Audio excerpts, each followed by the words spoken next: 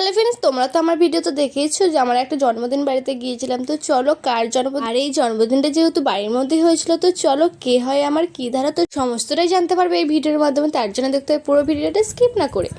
তো ফ্রেন্ডস, এখন আমরা যাচ্ছি, মানে আমি যাচ্ছি আর কি। তো চলো কি করছে দেখি সবাই।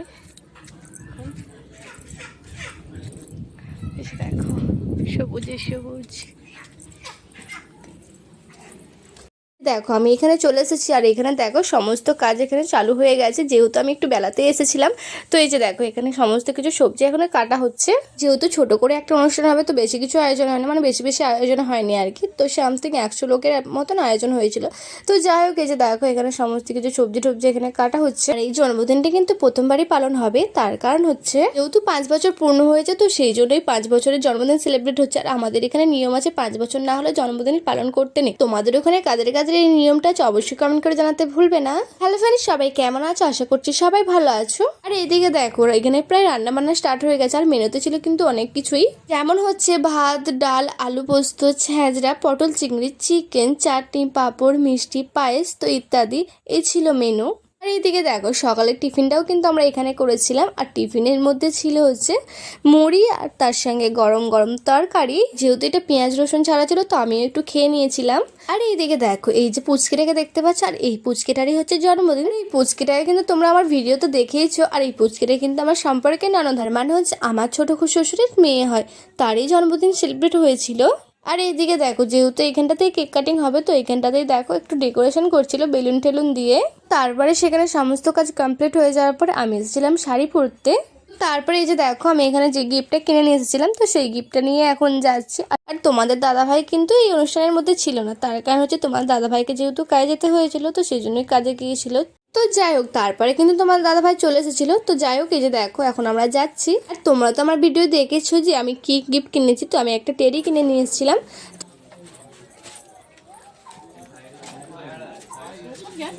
এসে গেছি গাইস।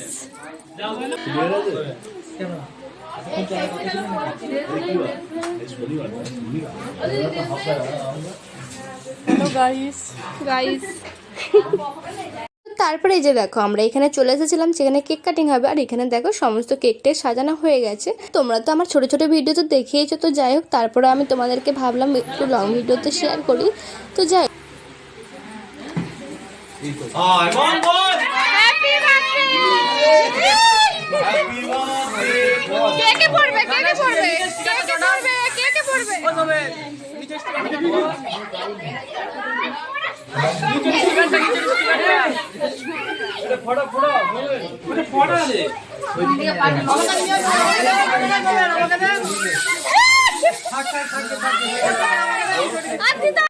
আর এইদিকে দেখো কেক কাটিং এর সময় যেটা ফাটাবে বলে, তো সেটা এখনো দেখো ফাটাতেই পারছে না। আর ওদিকে দেখো কেক কাটিং হয়ে গেছে। তো যাই হোক, এটা অনেক সময় ফলস আছে, তো ফলসই এসেছে, তো কি করা যাবে আর কি। তারপরে এই যে দেখো এদিকে কি করবে, তো তার জন্য দেখো যেহেতু ফাটাতে পারছিলাম, তো লাস্টে খুলে এটা এরকম ভাবে উড়িয়ে দিয়েছিল। তো যাই হোক, এই যে দেখো এইভাবে বার্থডে সেলিব্রেট হলো। তো তোমাদের কেমন লাগলো অবশ্যই কমেন্ট করে জানাতে ভুলবে না। তো চলো আজকের ভিডিওটি এই পর্যন্ত, দেখা হচ্ছে অন্য কোনো ব্লগে। তো আজকের মতন বাই বাই গাইজ।